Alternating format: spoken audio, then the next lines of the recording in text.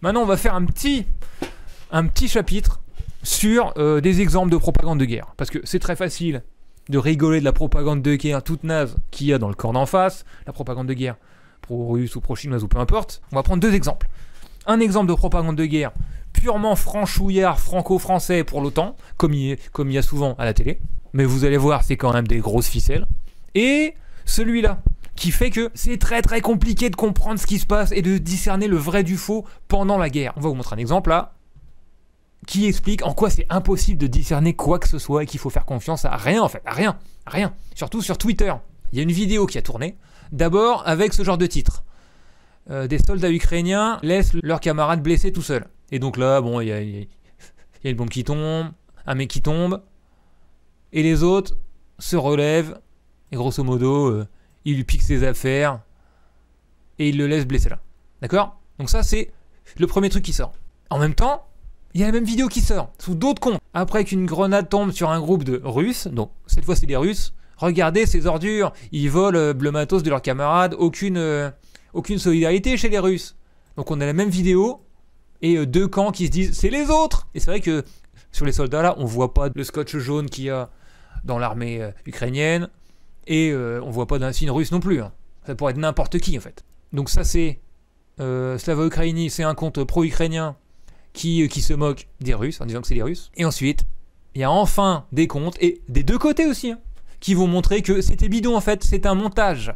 Voici exactement en quoi c'est faux. Et donc là, on voit que l'explosion là, elle a été rajoutée en post-prod. Mais on voit en fait que l'explosion, elle fait un rond absolument parfait. Genre là. Et qu'en fait, c'est un effet rajouté à l'arrache sur Adobe Premiere. Voilà. Au début, il y avait même des vidéos de propagande. Vous vous souvenez du fantôme de Kiev? C'était censé être un chasseur ukrainien qui avait abattu beaucoup d'hélicoptères russes. C'était le héros de tous les Ukrainiens. En fait, c'était des images de Call of Duty ou je sais pas quoi. Et j'ai même pas retrouvé quel camp avait créé ça. Un autre exemple intéressant de propagande de guerre. Et cette fois, c'est vraiment propagande de guerre bien franchouillarde de chez nous. Tous les jours sur LCI, il y a cette émission Guerre en Ukraine qui est présentée par Pujadas. Pujadas, le présentateur déchu du JT de France 2. Et donc, il invite des experts ukrainiens, des experts de l'OTAN pour montrer toujours en quoi l'armée russe est en pleine déroute, est en train de mentir, en quoi Poutine est malade parce qu'il y a une goutte de sueur sur son front, etc. Et cette fois, c'est assez marrant. Regardez ça avec moi. Zaporijia, occupé par Moscou, où trône depuis des années cette antiquité, ce char soviétique T-70 fabriqué au début des années 40 contre l'envahisseur nazi. Surprise, voilà que les Russes décèlent le vestige. Bientôt le poteau rose est dévoilé, il sera envoyé à Saint-Pétersbourg pour être réparé. Oui. Jusque là ça va. Mais voilà ce qu'il en fait. Pour réparation, pour rouler à nouveau. Alors embarrassé, les Russes assurent qu'il participera à un défi. Rouler à nouveau. C'est lui qui l'invente. Hein. Il est du souvenir, disons-le, personne n'y croit là-bas. Personne n'y croit là-bas. Hein. En Russie, il y a 150 millions de personnes. Alors, je sais pas si Pujadas a fait son enquête ou pas, mais en tout cas, personne n'y croit là-bas. C'est un char qui peut pas rouler, là. Il est tout peint, là, c'est nimp. Personne n'y croit là-bas.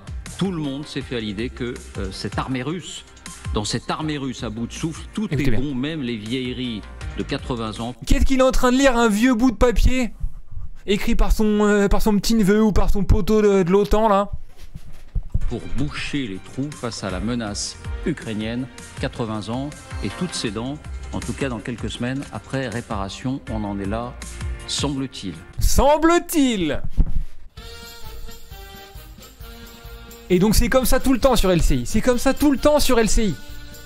Ça veut dire que presque à chaque début d'émission, ils sortent une connerie comme ça. Ils sortent un truc comme ça, parce que ça fait partie de la bataille du moral. Et ça doit être pareil dans les pays d'en face, hein. Sauf que dans les pays d'en face, nous on rigole et on dit « Regardez cette propagande débile !» Mais quand c'est chez nous, ça passe crème. Là, il n'y avait absolument aucune info factuelle, d'accord. Alors embarrassé, les Russes assurent qu'il participera à un défilé du souvenir. Embarrassé, tu vois. Genre c'est que des adjectifs qui sortent de ses fesses. Je pourrais vous sortir un exemple toutes les semaines. Celui-là c'était quand même le plus marrant. Donc voilà pour l'aspect propagande de guerre en France. Pensez-y juste.